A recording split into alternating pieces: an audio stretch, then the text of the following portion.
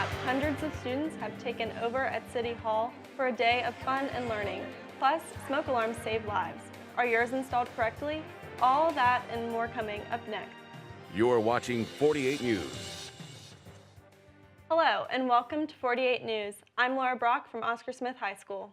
And I'm HAILIE Bean from Western Branch High School. Students representing all of the local high schools took over City Hall, but only for a day.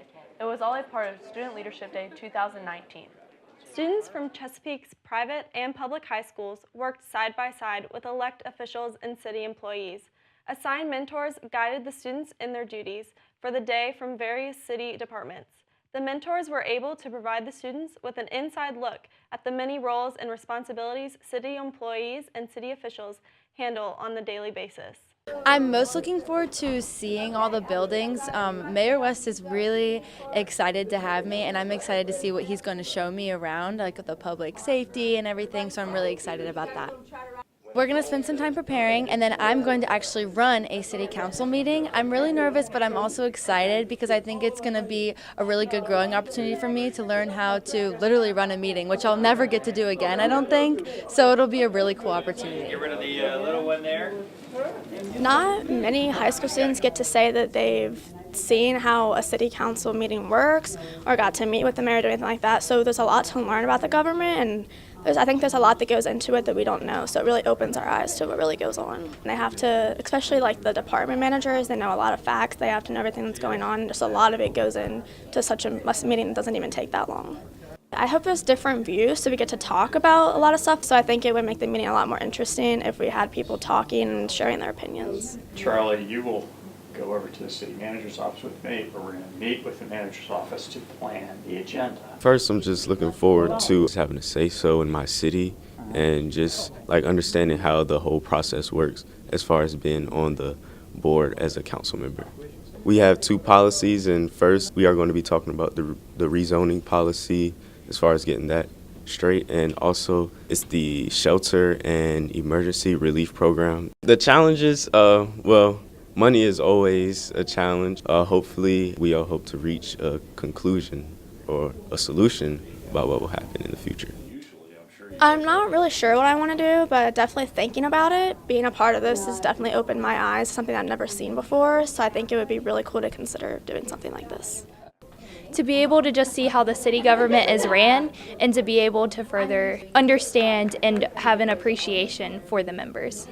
I believe it's many people don't fully understand what city council is or city government is, so it's furthering people's knowledge about it. Childhood experiences have led me to want to further helping those who need it the most, and going into government seems to be a best option. Students taking part in Student Leadership Day also prepared to take part in a student school board and student city council meeting. The Youth Day mayor was AUDREY Baker from Grassfield High School, and the school board chairman was Kaylin Wassinger from Oscar Smith High School. Carly Smittle from Great Bridge High School took over the role of city manager. All of the students involved in Student Leadership Day were selected by their school to participate based on leadership, academic achievement, and extracurricular activities.